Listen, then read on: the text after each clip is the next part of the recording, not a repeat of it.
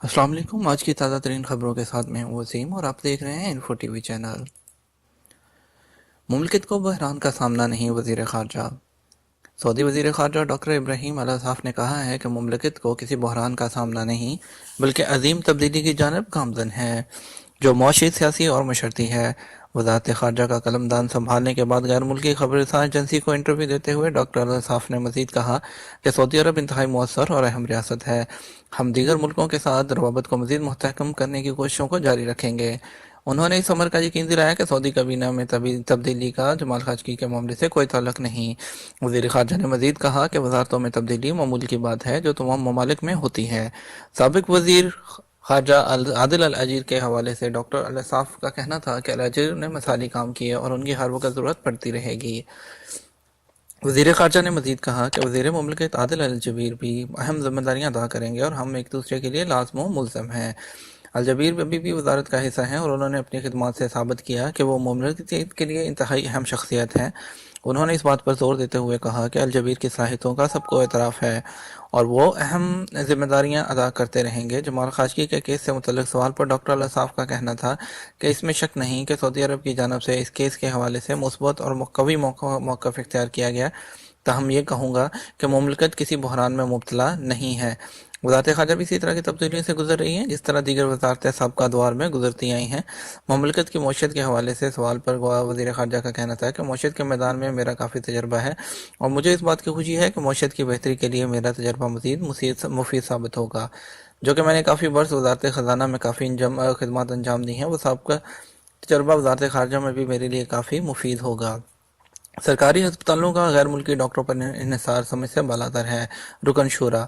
रुकन शुरा major general doctor retired Abdul Hadi अल अमरी ने ये कहा कि क्या गैर मुल्की डॉक्टर पैदाइशी काबिल, हुनरमंद और तजर्बाकार होते हैं। मुमलिकत भर में एक हंगामा बर्पा कर दिया। उन्होंने वजारत सेहत की रिपोर्ट पर इजहार ख्याल करते हुए कहा था कि आखिर सऊदी डेंटिस्ट, फार्मासिस्ट और जहनी अमराज के माहिर बेरोजगार क्यों पड़े हुए हैं। उन्होंने उन सारी इसामियों की सऊदीजेशन का मुतालबा करते हुए वजारत सेहत पर कड़ी नुक्ताचीनी की। उन्होंने कहा कि वजारत सेहत का म्यार एक से ज़्यादा मुहाज पर इन्हतात पजीर है। उन्होंने सवाल उठाया कि आखिर गैर मुल्की डॉक्टरों पर इतना ज़्यादा एतमाद और इन्हिसार क्यों है, क्या वो पैदाइशी तबीब होते हैं।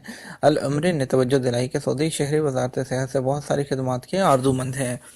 जहनी मरीज, नशे के आदी अफराद को मतलूबा इलाज नहीं मिल पा रहा, उन्हें अपने नंबर का कई बरस इंतज़ार करना पड़ रहा है।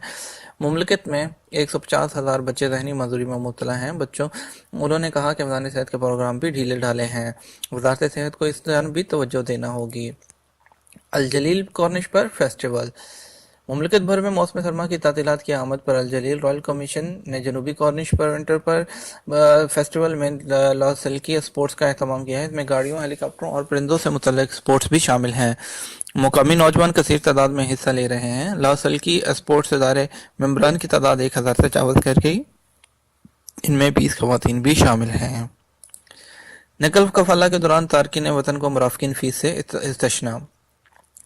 रियाज महकमा पासपोर्ट ने इत्मीनान दिलाया है कि एक ऐसी सूरत है जब तारकीन वतन को मुराफिकीन फीस से इस्तश्ना हासिल होगा।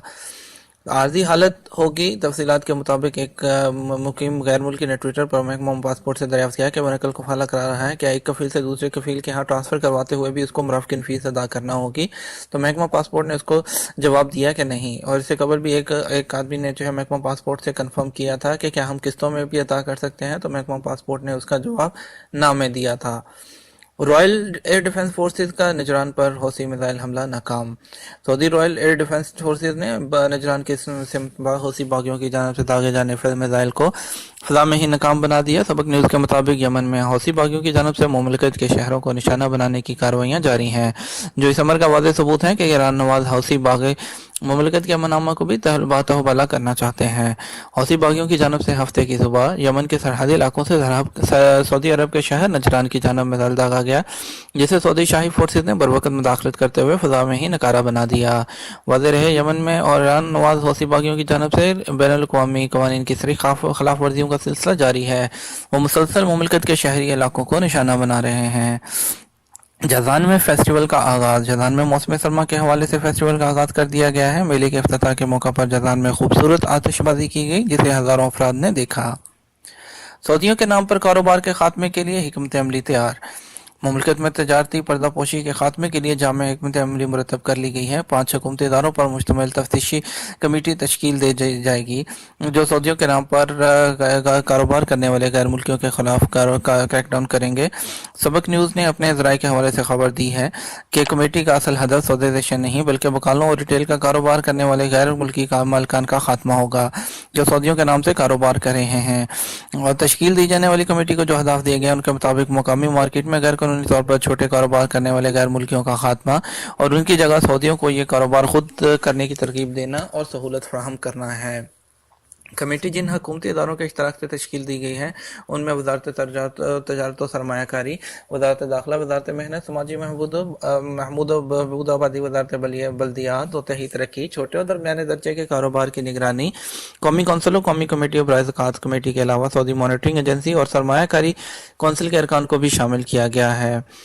کمیٹی کا بنیادی مقصد سعودیوں کے نام پر کام کرنے والے غیر ملکیوں کو سراغ لگا کر ان کے خلاف کارروائی کرتے ہوئے مقامی شہریوں کو خود کاروبار کرنے کی ترغیب دینا ہے تاکہ مملکت میں تجارتی امور سعودیز خود انجام دیں اور غیر ملکیوں نے جن کاروبار پر قبضہ جما رکھا ہے اس کا خاتمہ کرتے ہوئے ملکی معیشت کو تقویت دینا ہے۔ غیر ملکیوں کے غیر قانونی طریقے سے کاروبار کرنے سے مملکت پر منفی اثرات مرتب ہو رہے ہیں جبکہ مقامی نوجوانوں کے لیے روزگار کا حصول بھی مشکل ہو جاتا ہے۔ کمیٹی کی جانب سے سفارشات کی روشنی میں سعودی نوجوانوں کو سرمایہ کاری بینک سے رقم قرض بھی دی جائے گی تاکہ وہ خود اس سے کاروبار کر سکیں۔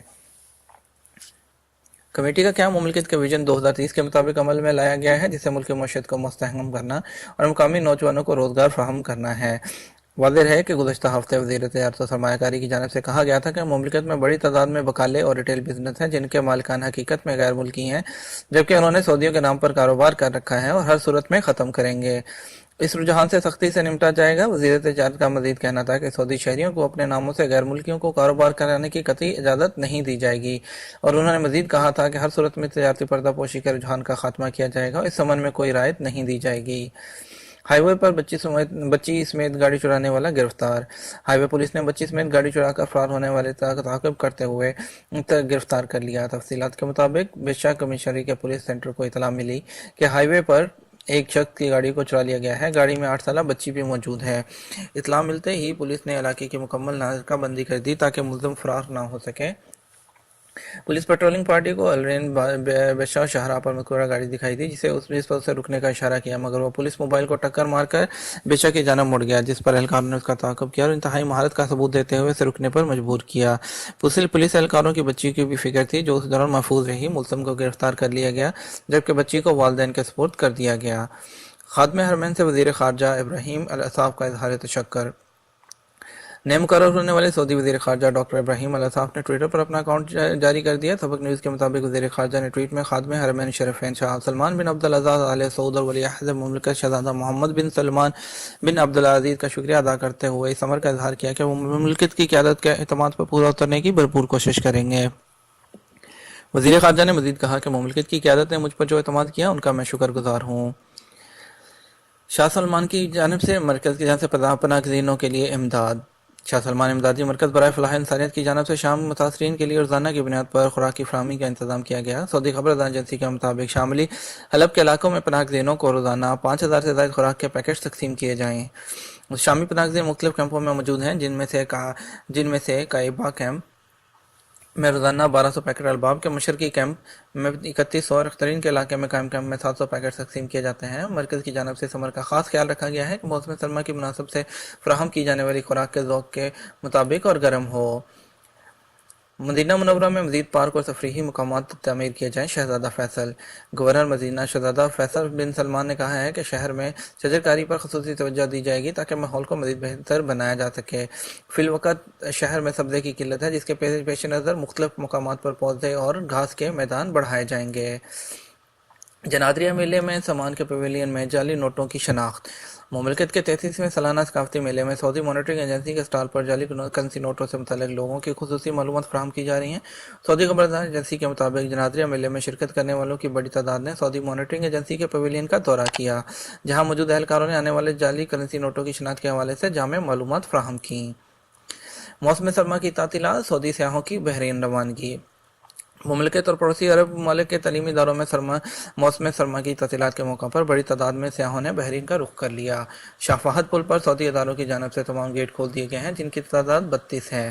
الریاض اخبار کے مطابق بحرین جانے کے لیے شاہ فہد پل پر گاڑیوں کی لمبی قطار لگی ہے، جس کی وجہ سے لوگوں کو کئی گھنٹے انتظار کرنا پڑ رہا ہے۔ Thank you for watching info T V news channel.